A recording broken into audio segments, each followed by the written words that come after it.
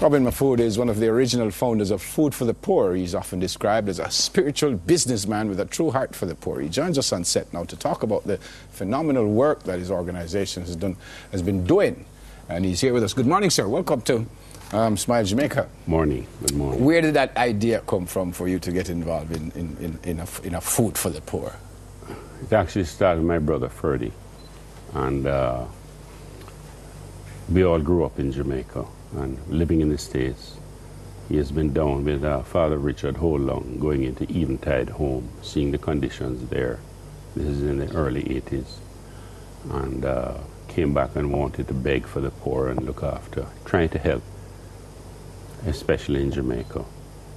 And he started Food for the Poor, and I joined him as a third person that we needed to start the company. So I've been with Ferdy and Patty, his wife, for 30 years now. And it's now the largest charity in Jamaica?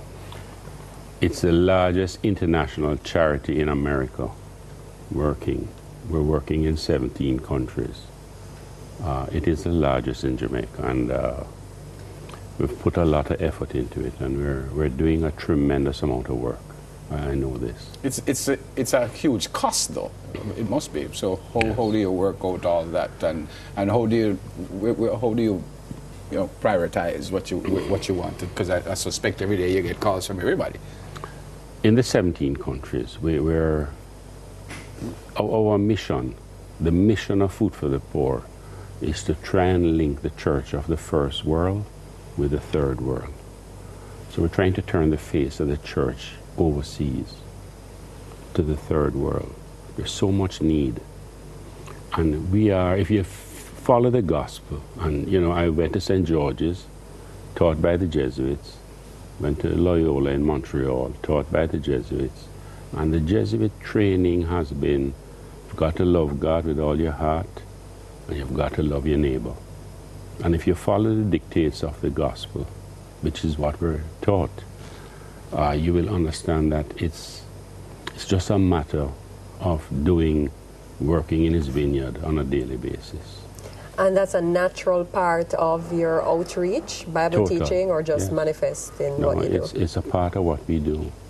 To pass on the gospel to those whom you help? Basically by just showing complete love. By example? By example. Okay. That's all. We do not evangelize. We work through churches. That's what I'm asking. Yeah, no. We work through churches, all churches. We work in all of the Caribbean and Central America. Where do you focus most of your efforts? I know you do relief and you build a lot of houses. Those are the main areas? We do education. We do a lot of work in education. We do a lot of work in healthcare. We do a lot of work in feeding, clothing, visiting. We do a lot of work in prisons. We follow the gospel message of Matthew 25. How do you ensure that it ends up where you want it to end up? Because you will get a call from me and say, well, Mr. Mahfood, I need some help, so and so. And you say, all right, how do you ensure that? We try and work through the churches. We really try and work through the churches. And sometimes we have to stop dealing with some pastors and whatever because they're just not honorable. Right. And we find this out, and we make corrections as we go. And basically, do you get a bad name for that? Does yes. Food for the Poor yes, people? Everybody throws the bad name at us after. I'm not sure resent you, but your reputation can withstand it. Just people know what you've done. Yeah, we're trying. We're trying our best. And is it difficult to just keep? I know it's not difficult from the heart, but no. I mean, you need funds for this. You need resources for that. You see the need, the great need of the people. There's a lot of suffering. The poor suffer unbearably in certain areas.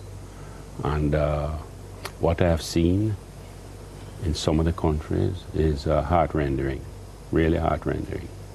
Where does the funding come from, most of it? Do you have any revenue-generating mechanism, or mostly from international grants and so forth? No, we get very little grants. We work only from private. We have 3.5 million people in America helping us, donating to us. And it's all coming through the churches. We work with nearly all the mainstream churches in America. And we try our best to say to people, even in Jamaica, you know, if you can help, send in a donation to Food for the Poor. It helps because there's so much need. There's so much need at this point. I see a lot of pressure coming in all the countries, not just Jamaica. America is having its own problems. There's so much unemployment. There's so much suffering going on. Families are being affected massively.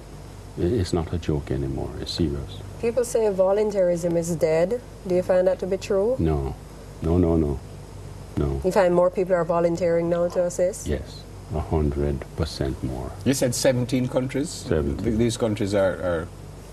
All of Central America, Guatemala, El Salvador, Nicaragua, Honduras, Belize, and then in the Caribbean, Jamaica, Haiti, Dominican Republic, Antigua, St. Lucia, Dominica, Grenada, St. Vincent, Trinidad, and Guyana. Okay, I know obviously you're Jamaican, but how did you get involved with the other countries? Was this a request from someone?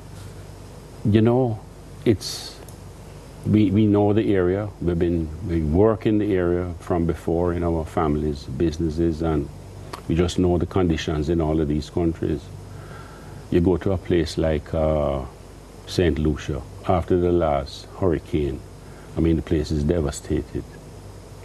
And families are lost their belongings, their homes, their whatever they had. Haiti, you know what is happening in Haiti. I mean, it's a complete disaster. After the earthquake and then the storms and this and that. And is your biggest input here in Jamaica, or no? Where? Our biggest input right now is into Haiti. Right now. Okay.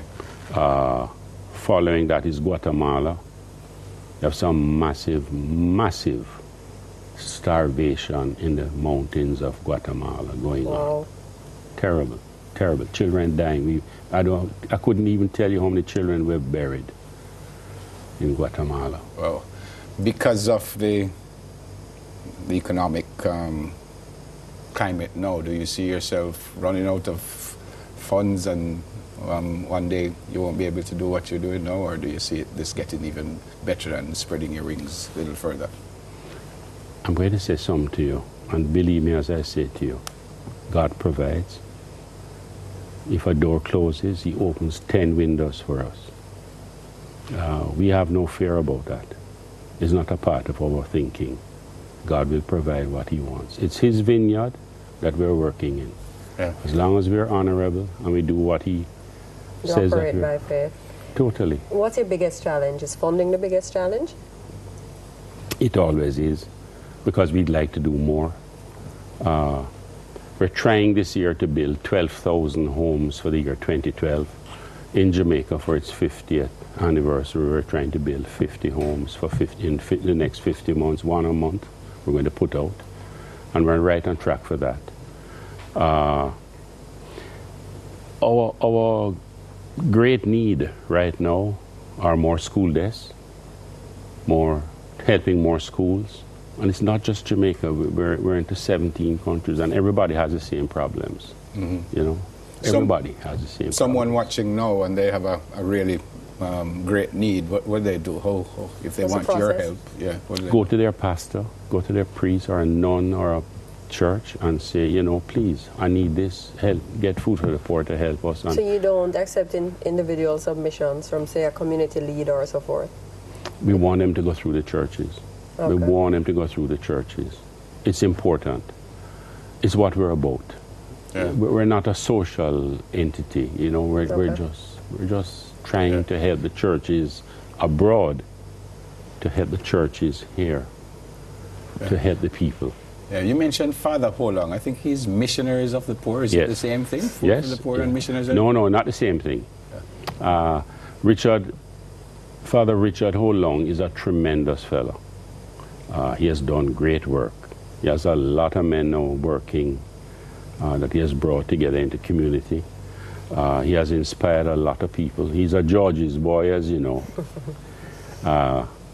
St. George's has put out some good men out into the system over the years. I feel sorry that the people from KC didn't go to St. George's. We're another Georgian. Sure, they're sorry too. We're having another Georgian right after this. Thank you so much, sir, for coming in. Great to meet you, sir. A pleasure. Robin Mahfood, President and Chief Executive Officer of Food for the Poor. It was lovely having you. Thanks. Coming up, the Reverend Peter Garth.